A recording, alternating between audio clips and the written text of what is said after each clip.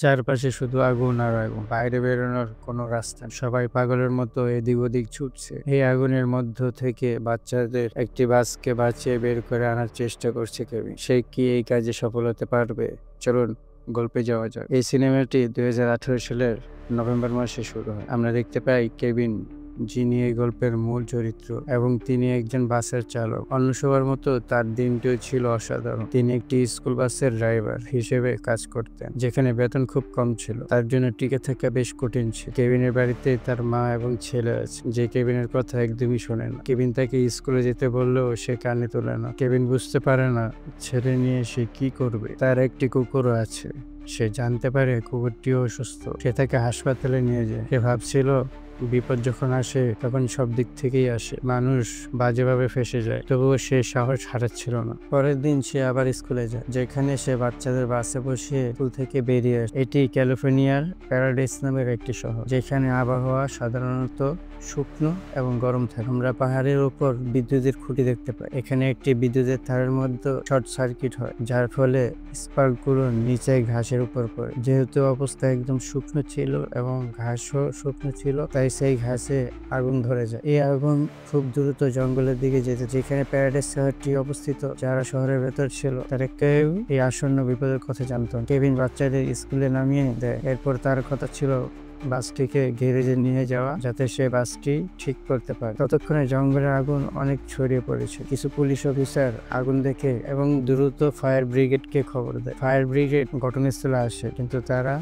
বুঝতে পারে যে এই আগুন পাহাড়ের উপর লেগেছে এবং যেখানে পৌঁছানোটা বেশ কঠিন। তবুও তারা সাহস না হারিয়ে অন্য কোনো দিক থেকে পাহাড়ে ওঠার চেষ্টা করে, কিন্তু কর্মী এই আগুনের মধ্যে আটকে পড়ে। আমরা কেভিনকেও দেখতে পাই, যিনি স্কুল বাসটিকে গ্যারেজে নিয়ে যায়। আগুনের বিষয়ে তার কাছে এখনো কোনো খবর ছিল না। বাড়ি থেকে তার মা ফোন করেন। তিনি জানান তার ছেলে বমি করছে এবং তাকে হাসপাতালে নিয়ে যেতে হবে। তাই কেভিন বলেন, চিন্তা করার দরকার নেই, আমার কাছে বাস আছে এবং আমি একটি ওষুধের দোকান থেকে ওষুধ নিয়ে আসছি। তাই সে গ্যারেজে না গিয়ে সোজা ওষুধের দোকানের দিকে চলে যায়, কারণ তাকে তার ছেলের জীবন বাঁচাতে হয়। ততক্ষণে শহর থেকে ধোঁয়া স্পষ্টভাবে দেখা যাচ্ছিল। তারা জানতে পারে যে বাতাসও তাদের দিকে বইছে, যার মানে খুব তাড়াতাড়ি এই আগুন শহরে পৌঁছে যাবে। পুলিশ অফিসাররা এক জায়গায় জড়ো হয়ে জানার চেষ্টা করেন কিভাবে এই আগুন লাগলো, কারণ আমেরিকার জঙ্গলে আগুন লাগাটা স্বাভাবিক ঘটনা হলেও এত দ্রুত আগুন ছড়িয়ে পড়াটা অস্বাভাবিক ছিল। কিছু আগুন ছোট থাকতেই নিয়ন্ত্রণে আনা যায়, কিন্তু এই এলাকার আগুন এখনো নিয়ন্ত্রণে আসে। পুলিশ অফিসাররা জানতে পারেন সেখানে পাওয়ার লাইন বসানো আছে, আর যখন আগুনের স্পার্ক এসেছিল তখন বাতাস এতটাই জোরে বইছিল যে বিদ্যুৎ বন্ধ করা হয়নি, আর এই কারণেই আগুন লেগেছে। দ্রুত ইলেকট্রিসিটি ডিপার্টমেন্টের কিছু লোক সেখানে আসে। ফায়ার ব্রিগেডের লোকেরা তাদের উপর খুব রেগে যায় যে আপনারা কি জানতেন না বাতাস এত জোরে বইছিল, আপনাদের বিদ্যুৎ কেটে দেওয়া উচিত ছিল। ফায়ার ব্রিগেডের সাথে কথা বলার পর ডিপার্টমেন্টের লোকেরা সব বিদ্যুৎ বন্ধ করে দেয়, কারণ তারা জানে এমন ঘটনা আরো ঘটতে পারে। এরপর আমরা একজন অফিসারকে দেখতে পাই, যিনি এফবিআইতে আছেন। তিনি ফায়ার ব্রিগেডের লোকদের বলেন যে তিনি আগুনের মধ্যে আটকে পড়েছেন, কিন্তু এখানে কিছু বাড়িতে আগুন লেগেছে এবং সেই ঘরগুলোর সাহায্য দরকার। তাই তিনি নিজেই এখানকার লোকদের সাথে সাহায্য করেন। এই বাড়িগুলো জঙ্গলের কাছে তৈরি হয়েছিল, তাই তিনি কিছু লোককে নিজের গাড়িতে তুলে তাদের জীবন বাঁচিয়ে এখান থেকে নিয়ে যান। ফায়ার ব্রিগেডের লোকেরা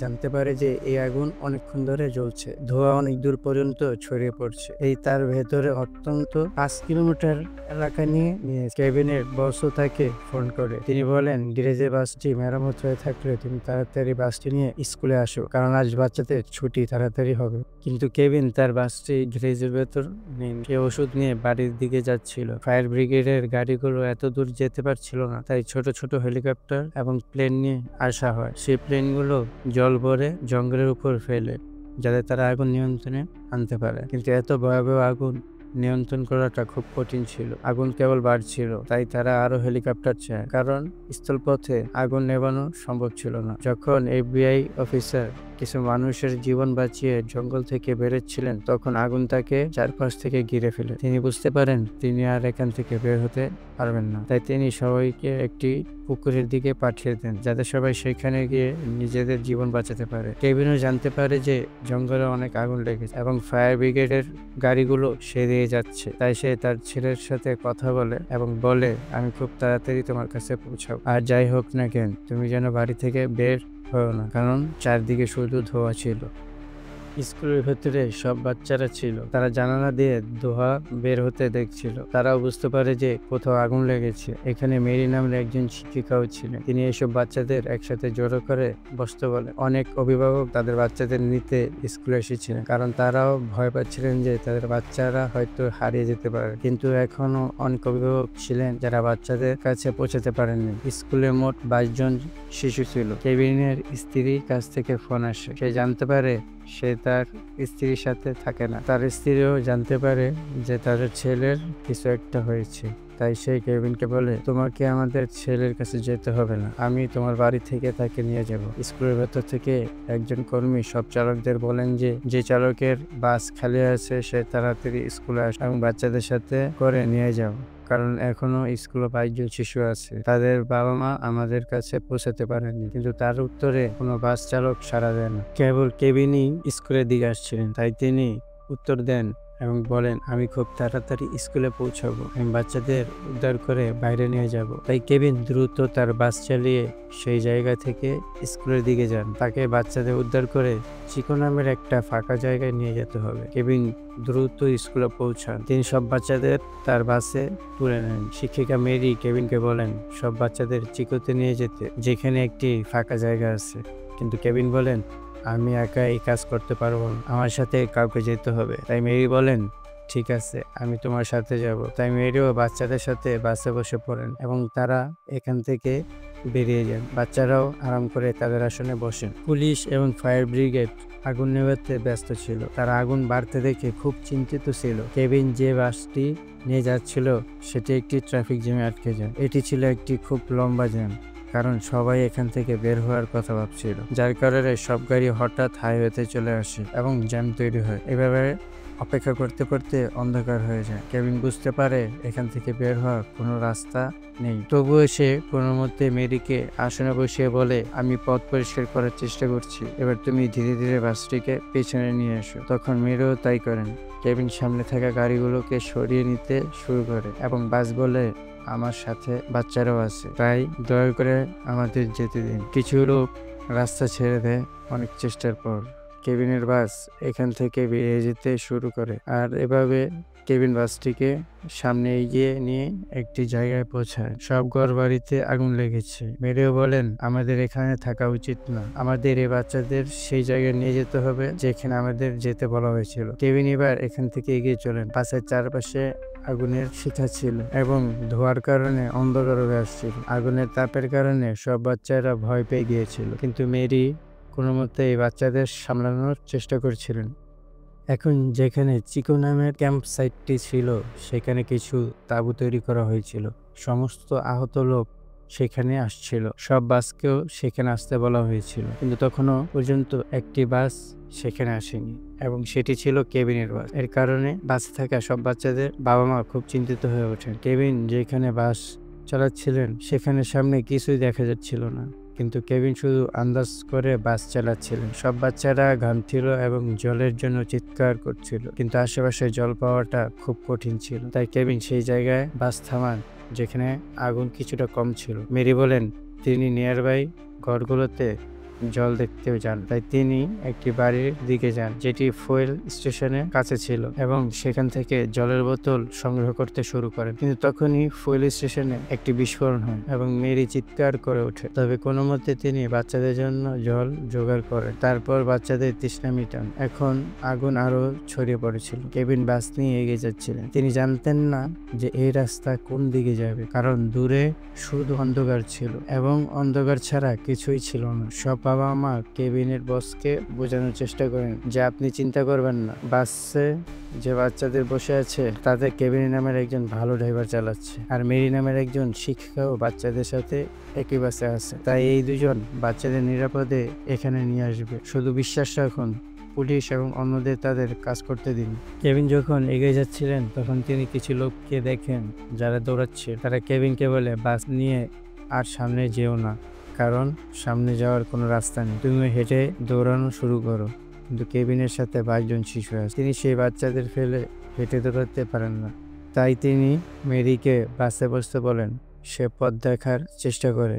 যখন তিনি পথ দেখার জন্য অন্যদিকে যান তখন তিনি দেখেন এখান থেকে বের হওয়ার কোনো রাস্তা নেই, চারপাশে শুধু আগুন আর আগুন, অর্থাৎ সামনে এবং পিছনে সব দিকে আগুন। তাই তিনি সিদ্ধান্ত নেন বাসটিকে এখানে কিছুক্ষণের জন্য থামিয়ে রাখতে হবে, যতক্ষণ না আগুন একটু শান্ত হয় বা বাতাসের গতি একটু কমে। সব বাচ্চারা কাঁদছিল, মেরি তাদের শান্ত করার চেষ্টা করছিলেন। তিনি মেরিকে বলেন, আমার কাছে একটা বুদ্ধি আছে, আমার টি শার্টটি ছিঁড়ে বাচ্চাদের মুখে বেঁধে দাও, যাতে বাচ্চাদের ভেতরে বিষাক্ত গ্যাস না ঢোকে। তখন মেরিও তাই করে। কেবিন তার টি শার্টের ছোট ছোট টুকরোগুলো করে তিনি সেগুলো জলে ভিজিয়ে বাচ্চাদের নাকে দেওয়ার জন্য দেন, যাতে তারা রক্ষা পেতে পারে। পুলিশও এবার উত্তর দিতে শুরু করে। তারা জানতে পারে এত বড় আগুন নিয়ন্ত্রণ করা সম্ভব না, কারণ এই আগুন শুধু একটি ছোট এলাকাতেই লাগেনি, এটি অনেক বড় এলাকাতে ছড়িয়ে পড়েছিল। এটি হেলিকপ্টার বা জেট বিমানের সাহায্যেও নিয়েও নেবানো যাবে না, আবার ফায়ার ব্রিগেডের গাড়ির সাহায্য নিয়েও না। সেই কারণে তারা সিদ্ধান্ত নেয় তাদের কেবল একটি জিনিসের উপর মনোযোগ দিতে হবে, তাহলে মানুষের জীবন বাঁচানো। ফায়ার ব্রিগেডের বড় অফিসাররা মিডিয়ার সামনে জানান যে কারো চিন্তা করার দরকার নেই, আগুনের মধ্যে যারা বা যেসব শিশুরা আটকে আছে তাদের সবাইকে আমরা নিরাপদে বাইরে বের করে আনবো। ততক্ষণে কেবিন এবং মেরি একে অপরের সাথে কথা বলতে শুরু করেন এবং তাদের দুঃখগুলো ভাগ করে নেন, কারণ দুইজনেরই মনে হয় যে হয়তো এটাই তাদের শেষ সময়। কিন্তু কিছুক্ষণ পর তারা বুঝতে পারেন আগুন খুব কাছে চলে এসেছে। কেবিন সাথে সাথে বাস থেকে নেমে চারপাশে আগুন নেভানোর চেষ্টা করেন, কিন্তু বাতাস খুব জোরে বইছে, তাই আগুন নেওয়ার নামই নিচ্ছে না। এটি দেখে কেবিন বুঝতে পারে এখন কেউ তাকে সাহায্য করতে আসবে না। তাই সে আবার বাসে ওঠে এবং সিদ্ধান্ত নেয় যাই হোক না কেন তাকে বাস সামনের দিকে নিয়ে যেতে হবে। প্রথমে বাসটি চালু হয় না, কিন্তু কেবিন বারবার চেষ্টা করেন। অনেক চেষ্টার পর অবশেষে বাসটি চালু হয় এবং তিনি আগুনের মধ্য দিয়ে বাসটিকে সামনে নিয়ে যান। এটি ছিল একটি খুব ঝুঁকিপূর্ণ কাজ, কারণ যদি একটি জ্বলন্ত গাছ বাসের উপর পড়ে বা বাসে আগুন ধরে যায় তবে এই বাচ্চাদের বাঁচানো অসম্ভব ছিল। তারা তখন জানালা এবং দরজা বন্ধ করে দিয়েছিল, যার কারণে ধোঁয়া তখনও ভেতরে আসেনি এবং যদিও কিছু দেখা যাচ্ছিল না। কেবিন শুধু ড্রাইভ করে এগিয়ে যেতে থাকেন এবং তারপর অনেক চেষ্টার পর তিনি এমন একটি জায়গায় পৌঁছান যেখানে আগুন পৌঁছায়নি, আর এভাবে তিনি সেই জায়গা থেকে বেরিয়ে আসতে পারেন। এরপর এখান থেকে তিনি তার বাসটিকে সেই জায়গায় নিয়ে যান যেখানে তাকে বাসটিকে নিয়ে যেতে বলা হয়। সেই জায়গায় অভিভাবকরা মন খারাপ করে বসেছিলেন, কিন্তু বাসটি দেখা মাত্রই তারা বুঝতে পারেন তাদের বাচ্চারা সুরক্ষিত আছে। এর কারণে সব অভিভাবকরা খুশি হন এবং তাদের বাচ্চাদের যত্ন নেন। একই সাথে অভিভাবকরা মেরি এবং কেভিনকে ধন্যবাদ জানান, কারণ তারা নিজেদের জীবনের চিন্তা না করে সব বাচ্চাদের জীবন বাঁচিয়ে নিরাপদে নিয়ে এসেছেন।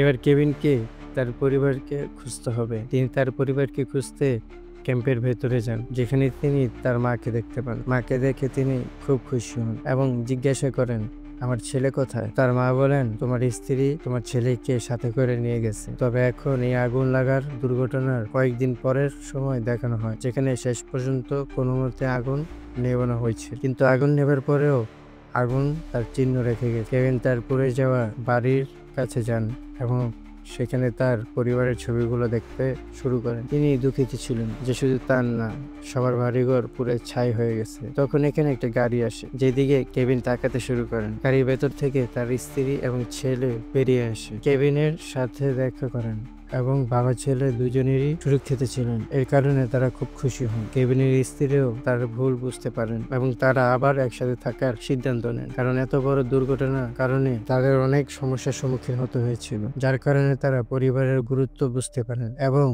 একসাথে থাকাটা কতটা ভালো তা বুঝতে পারেন। আর এরই সাথে এই সিনেমাটির গল্প এখানেই শেষ হয়।